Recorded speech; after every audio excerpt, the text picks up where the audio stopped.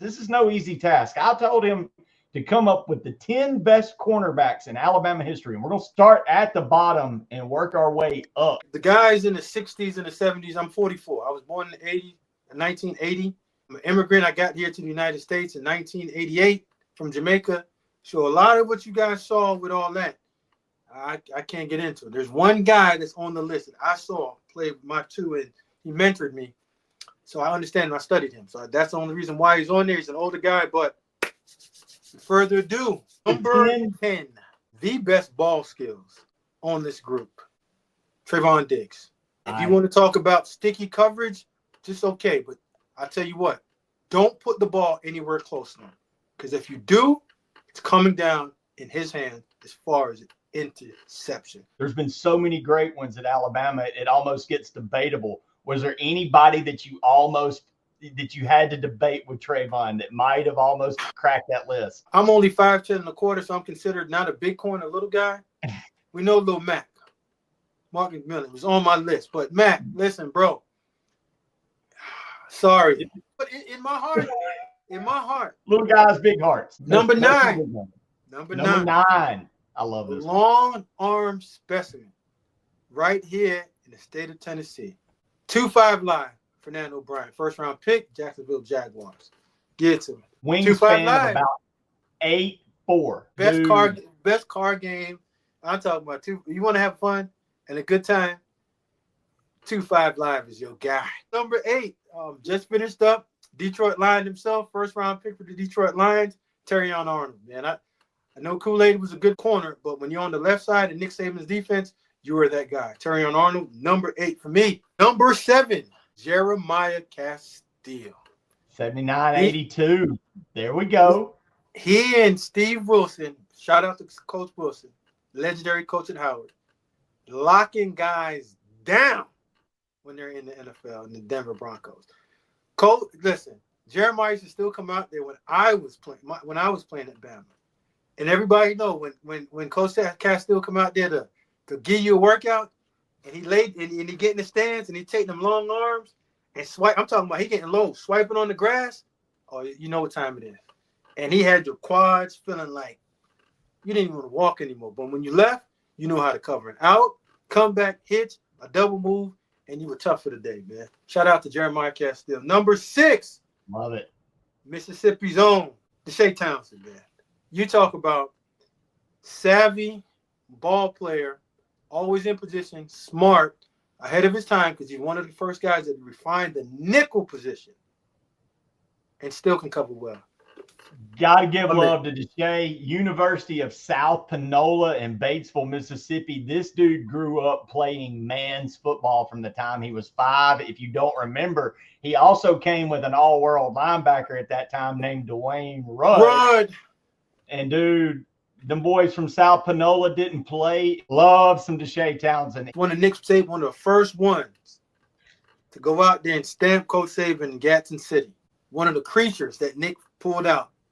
When I first saw him, I didn't know like how big and how long this young man really was. He got in trouble in that spring, and I had to say they brought a knucklehead to talk to another knucklehead to straighten him out. Dre Kirkpatrick, number 5. 21 in your heart, but number 5 on smoke list. Tough, press, nasty, hits you. Listen, he did it in Cincinnati. He also did it in Alabama. Dre Kirkpatrick, number 5 for me. Wish his career was a little bit longer in the NFL, but you can't discredit the talent that this young man, size, the ability to run, catch. Cat couldn't. I just wish he would have just toughened it out a little bit, but I think injuries got him, and playing in New York really put him to a side because it's tough to play. D. Milner is number 4 for me. This is where, Smoke, I think the list can start getting argued. Like, people can start making arguments for any of these guys, except for one. I think one is a dead lock. But I think 2 through 5 is an argument. Yeah, and I'm gonna tell you, go argue with yourself. Don't argue with me, because I ain't listening. It's my list. If y'all want another list, go do it to yourself. It's my list. All right. This is Smoke list, and don't nobody can. Yeah, I'm with you. Number 3, my man, Rookie of the Year, Jenga Langham himself, Antonio Langham. Big play Langham. Big homie. Number 3, getting it done. Pick 6 against Florida. Sealed that deal and started that run for Bama. I like guys that can get the ball back, pick it, and do the rest. Number 2, Marlon Humphrey. I remember sitting in my office. I'm sitting in my office in Buffalo, and B Hump called me. Hey, Smoke, what's up? I said, hey, Hump, what's going on, dog? Everything good? He's like, yeah, man, I don't know. What do you think? You think Marlon should come out?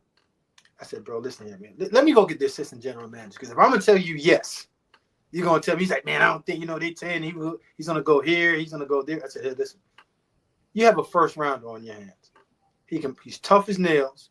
There's some stuff that he got to clean up in his coverage, but he has size, he can run, and he can cover, and he's going to hit you. So I got the assistant general manager at that time, Jim Monas, came in. I said, I'm going to put him on speakerphone and say, hey, listen, stop wasting time. Don't listen to Nick. Tell him to get in the draft. A few weeks later, first round, couple of years later, all pro. Number 1, NFL's Defensive Player of the Year, Patrick Surtain. Number 2. What a problem, man. You talk about lockdown. Dude. Everything that I talked about, every single corner from 10 to 2, they summed it up and just put it into one guy. And he is the perfect combination of cornerback play that you want at that position. Size, tenacity, smarts, can press, can play off, can travel, can play from the left or the right side and get in the slot. Tough enough to get up there and be physical in the press. Tough enough to go up there and tackle. When the ball is put in the air, go get it. And when you throw it to him, he put foot in the ground and go vertical. Now, when your daddy was one of the best ones as well, too, some of that trickle on down to you, but he's a better version of his pops. So that's my list. Yeah. Get at me if you want to. Coach GV Dixon. Follow me on Instagram at Smoke GV Dixon. On X, Coach GV Dixon, and we can get it on, man.